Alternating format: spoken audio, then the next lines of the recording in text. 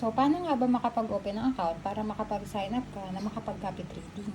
First step is you have to click the link na binigay sa'yo sa Messenger. Make sure na sa link na binigay ka makakapag-sign up. Then, next is you have to sign up this information. So, lagay mo lang email mo. Then, maglagay ka ng password na may malaking letter, may maliit, at may special character. Pag okay na, click mo lang yung Open Live Account. And then, dito ka na sa account opening verification. After mo mag-continue, kiklik mo tong MT4. Tapos, and then, continue to MT4.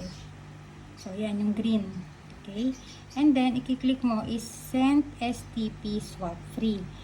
So, for example, na nasa ibang bansa ka at ang nakalagay lang ay Standard STP saka Standard STP Swap Free, ang pipiliin mo is ito.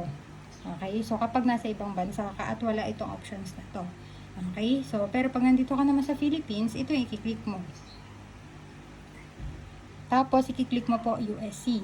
So, for example, na nasa ibang bansa ka ulit at ito lang yung lumabas, Standard STP, USD. Usually kasi kung nasa ibang bansa, meron ditong nakalagay na note sa baba. So, pwede mo ilagay doon yung message na ito. Lalagay ko sa screen. Para gawan ka nila ng sent account. Kasi kailangan sent account yung magagawa natin for the copy trading. Okay, so ayan na siya. MT4, Send STP Swap Free, USC, and create ka lang ng password mo dyan. So, I suggest kung ano yung password mo nung nagawa ng account, yun na din yung ilagay mo na password dito para hindi ka malito. So, click mo po, submit. Then, congratulations, you are almost ready to trade. So, ang gagawin mo next is proceed to ID verification. Click mo lang continue. And click mo lang I consent, continue again. Then, baba mo, and then ito. Mo lang yung information here.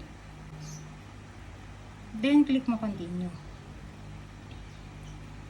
Okay, so ito yung mga IDs na acceptable sa kanila.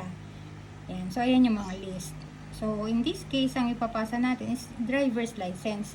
Kasi kapag driver's license or national ID or any ID na primary ID, tapos meron na siyang address, isa lang yung nire-require nitong broker na to. Pero kapag for example, ang pinasa mo is passport, magre-require pa siya na magpasa ka ng isa pang ID na merong proof of address mo. So, here ang ipapasa natin, driver's license, para isa na lang. Then, click natin continue. Then, pag click mo na continue, click mo choose from your device.